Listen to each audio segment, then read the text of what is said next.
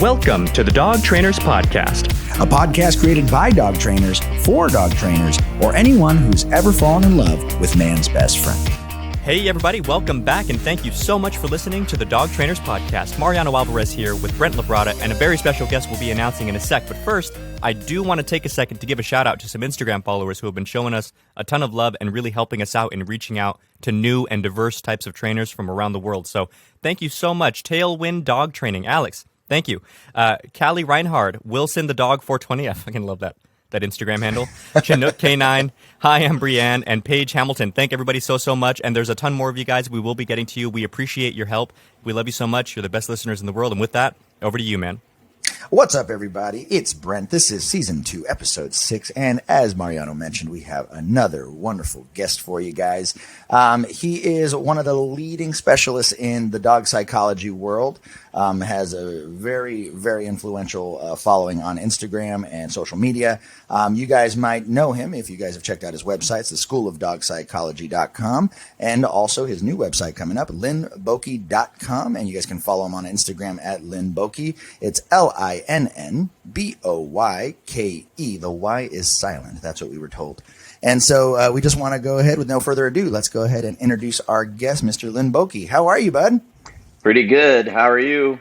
We're doing wonderful. We're doing wonderful. Thank you so much for jumping on an episode of the podcast. We really appreciate it. A lot of the people that we've reached out to over the last year, your name comes up a lot. And so it's just an honor to actually have you on so we can pick your brain and talk some dog training and talk some dog psychology and yeah.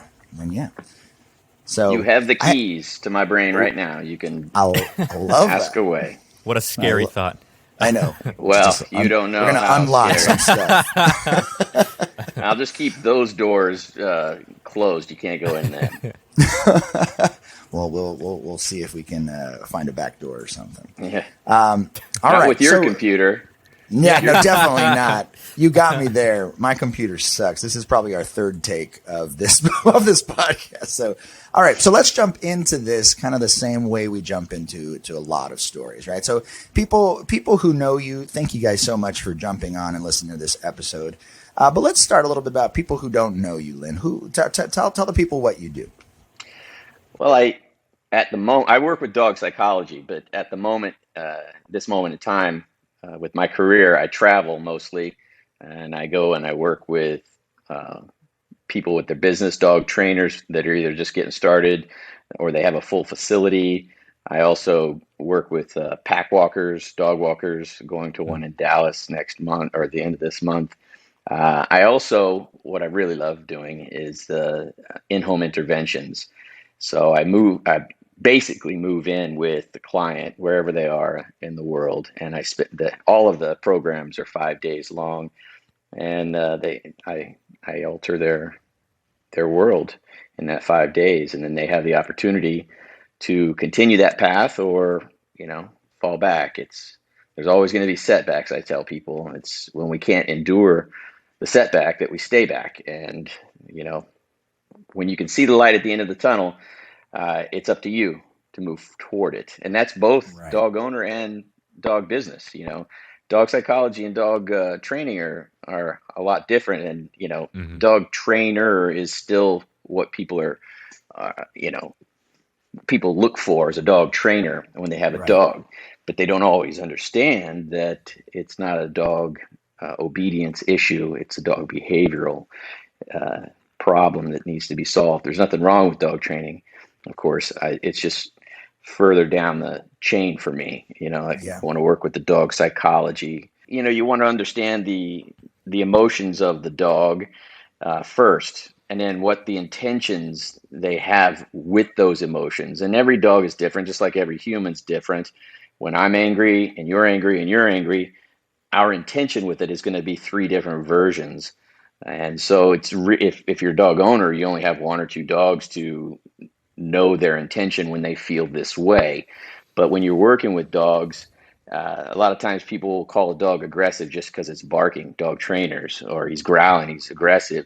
You need to understand the intention that dog has from that position. If he is, angry, he may just want you to go away. and you keep coming, and now he goes forward. The best offense is a great defense. So it's very important to understand the emotions and the intentions of these individuals, and then understanding dog psychology.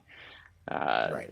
And after that, then that's the icing, is the obedience, the training part. That's where the human really is involved, because we want the dog to understand us. And it's really more important to understanding the dog first. But that's where the words come in, and we expect them to understand the words. Tell me if I'm getting off track. I see, No.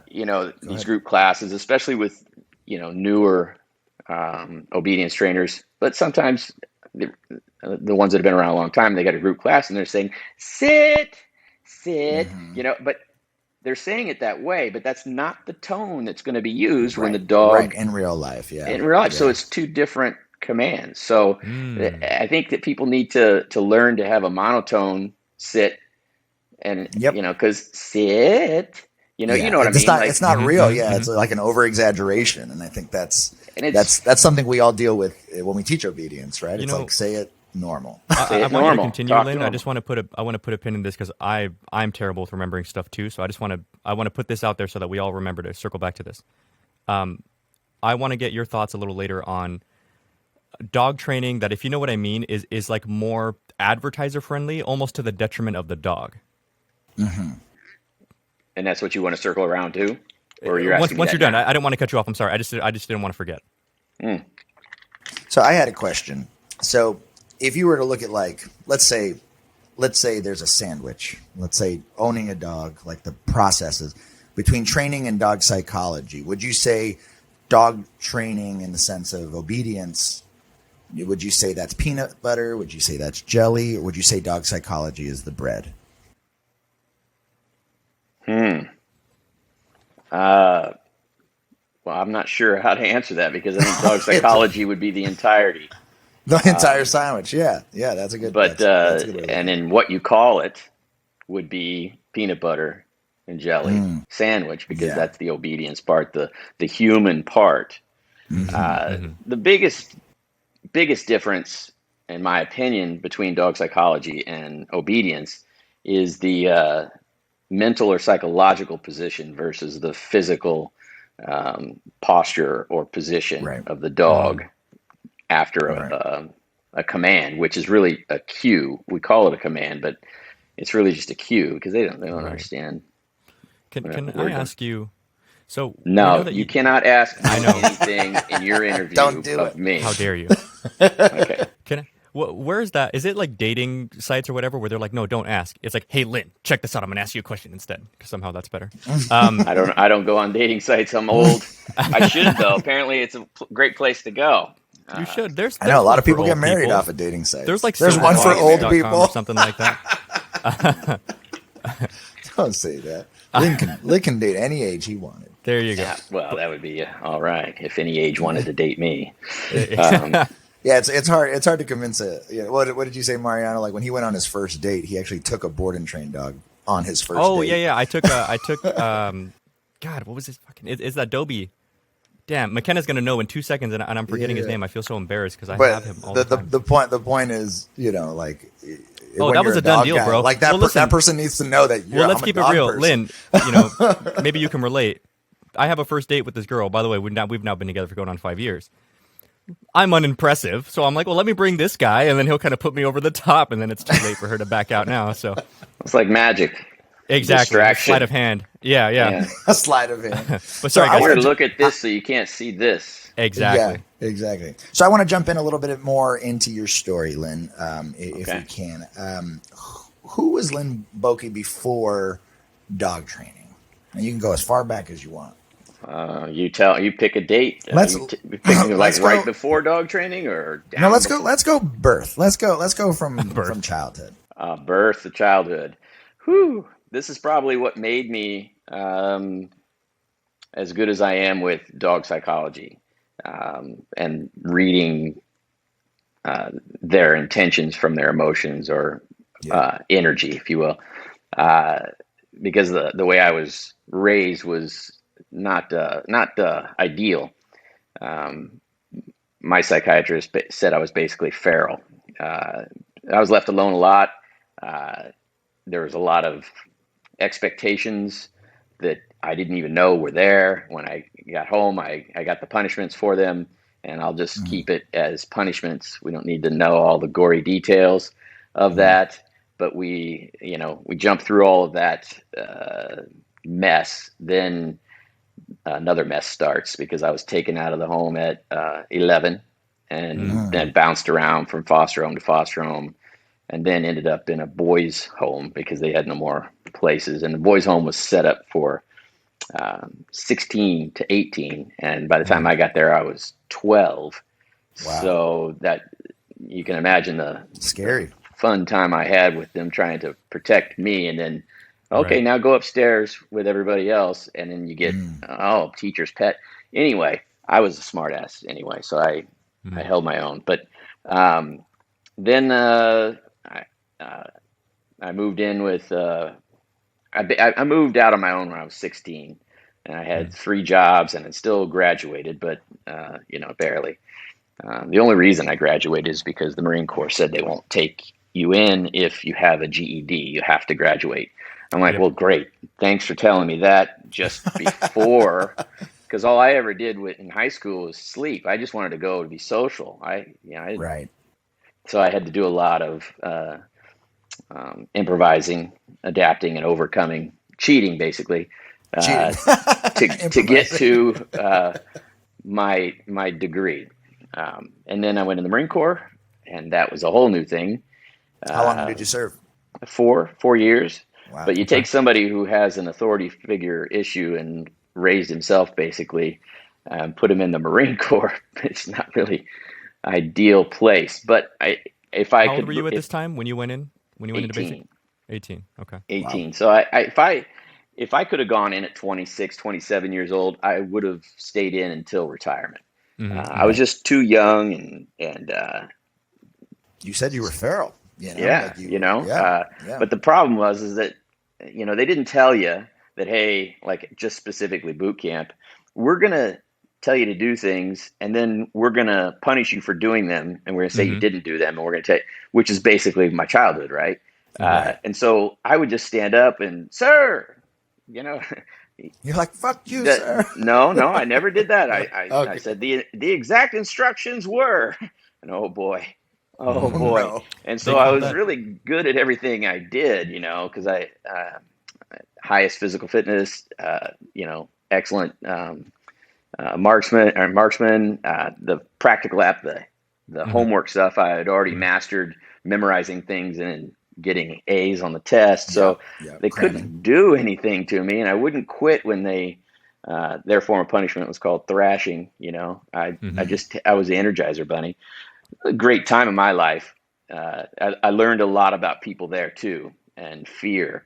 Just in the boot camp alone, I hope you don't mind me jumping off here. It's behavioral stuff. So this is amazing. They got like 600 guys in there, and they've got to get everybody their gear for the next 3 months. And so everybody's already freaked out because they've shaved your head and they're yelling at you, screaming. A lot of these people are mama's boys and never had anybody talk to them like that. And there's a lot of crying, a lot of throwing up. And so they would hold up a pair of green socks. Hold up your 6 green pair of socks. And people are, who does not have 6 pairs of green socks? And everybody's afraid to say anything. So they do that on the way with the white socks, and they get down to the canteens, and somebody holds their hand up like this, and they say, I don't have 6 pair of white socks. And then they just explode onto them. Oh, no. Why the fuck didn't you say anything when we were on the White Sox trainee? Right. Yeah. But the whole point is that you make them afraid to talk. And it was just amazing to watch people lose their mind and not be able to cope. And for whatever reason, I was meant for it at that time. So I did really well, but I also did really poorly. I get in trouble all the time. I'd make rank, and then I would get busted and make rank. It just, at the end of my 4 years, I just said, you know what? As much as I love being here, because I haven't seen anything outside of the Marine Corps with the camaraderie You could have people that just hate each other, but will save your life Yeah. or defend your honor, even if somebody says something bad about you, because you're in their still a pack unit mentality that That's develops right. there. It was amazing. And but I agreed that it was my time to get out because I wasn't mature enough. And you were like 23, 24, right? I guess that is that 23, Because you went in at 18, Yeah. so 22, 23. Man, Because I'm 53 I went into now, the Air so I don't know Force. what the... I You went went into in the Air when Force? I was 19, yeah. So, and so like when I was listening to your other podcasts, I heard the Improvise, Adapt, Overcome, and I was like, oh, okay, so he's a Marine. You know, before I even knew that you were a Marine. I guess here's a personal question, which you don't have to answer. It's just, you know, same exact deal with basic. You know, I know what you mean, and especially from like the dog trainer's perspective, you know, I know what you mean about how fascinating it is to get there. And there's, you know, at least in our flight, like, you know, there's like 600, 800 guys come at once, but each flight, like each dorm had like 60 guys in it, you know? You know, and everybody's feeling the same thing, like, damn, I fucked up. You know, like everybody's there thinking like I've made a mistake. And, you know, the older guys kind of are scared because they're like, well, they're going to make me the dorm chief and flight leaders and whatever. I guess my question to you is that first time that you have someone to call, it's like a week in, everybody cries. Everybody. I cried, like, you know, who did you call? I didn't even call anybody. I was going to say, did you have anybody to call? Here, I'll go one deeper. Graduation, you know, when everybody comes to the graduation. I don't know how they did it in Air Force, but in the Marine Corps, all your your family, you can bring them on base. Well, you bring the family and everything, but your sea bags are all packed over there for the end of the thing. Right. And everybody, congratulations, everybody, even the guys in the that are graduating. Here, I want to introduce you to my mom and my this or that. I had my sea bag on. I was crossing the deck all the way across. Look back, I was the only one. Fortunately, one of the instructors came running over, and he had been in recon. I wanted to be in. I ended up being in force recon, and he came running over to me, and he told me, he goes, "Hey, I know all about you. You're fine. You go out there and you keep doing what you're doing, and congratulations." And then he went back to the group. I thought that was pretty cool. But you guys in the Air Force, I went to free fall school. Nice. It's an Air Force course. You guys, you're when you guys get to eat, you guys have, it's like Denny's. You guys have seconds. You guys, hey, you can say whatever like you want. Waiters. I scored higher on my ASVAB test than you. No, I'm kidding. You did. Dude, yeah, no joke. In basic, I got fat, like not fat, but I was like, I was getting a little soggy. I'm sure some of it had to do with stress because it's still stressful, you know. But my thing was saltpeter in our eggs. Yeah, you know? Oh, we got grits with syrup, and on Sundays we would get grilled cheese. That's crazy. He's like, what the hell? And it's only like that's Denny's. What he's talking about. 4 or 8 weeks, right? You got the weekends off. No, when I went in, it was 8.5 weeks. Oh, we don't get the weekends off. Okay. Maybe that's Army. Now they made it 6.5. They cut out some stuff, but I think that probably went like everywhere because now you don't get gas chambered, but we did, and like now the dorm buildings are fucking crazy. Like now there's a shower head for every person. Whereas, yeah, I know. What? But that was share. just after I finished. Like we're marching around, you know. In tech school, because I went to basic at Lackland, and I stayed in Lackland for tech school because I was security forces. And so we see the new dorms being built, and they're like, each person gets a shower head. I was like, what the hell? There was like maybe 14 shower heads and 60 of us, and we basically have to be like a car wash. You kind of slowly walk through the different shower heads as you like lather yourself real quick. You pour shampoo on your head before you go in there. That way you can just like, you know. Yeah, these kids, man. These kids have it great today. Yeah. But anyway. So another question for you. So, you know, talking about just who you were before dog training, I've got to say, the last thing that you said that really resonated with me was, if you could go in later, you would appreciate it more. Because I went in at 19, but that's only because I graduated high school late myself. So, like, all that sounded super similar. If you get a GED, you can't go. And I was at a continuation school, and I wasn't sure if that was going to count as a GED or a diploma. So I was in high school also doing college at the same time, because if you get a GED with 15 college credits, you can go. So like there was this whole, you know, like this workaround, at least for the Air Force, right? So I did that, and I hated it. Like I hated basic, I hated my MTIs. I get into tech school and I run into MTIs, and they're just really normal, nice people, And it's almost hard to shake that. Like, I saw my MTI, Sergeant Smalls, and I immediately stand at attention. He was like, "What are you doing?" Yeah. Stop that. Yeah, he was like, be at ease. What the hell? And so I go to parade rest, and he was like, that's parade rest. What the fuck? Like, relax. It's my job. You understand? I was like, oh, okay. But yeah, that's a big thing. People don't understand boot camp and being in the military are two different things. Yeah, exactly. Well, and people don't understand how hard these MTIs work. Like, think of the long hours they were with our asses, like, and then they still have to go home and do all their stuff with their families. So I'm like, these guys work hard, these MTIs.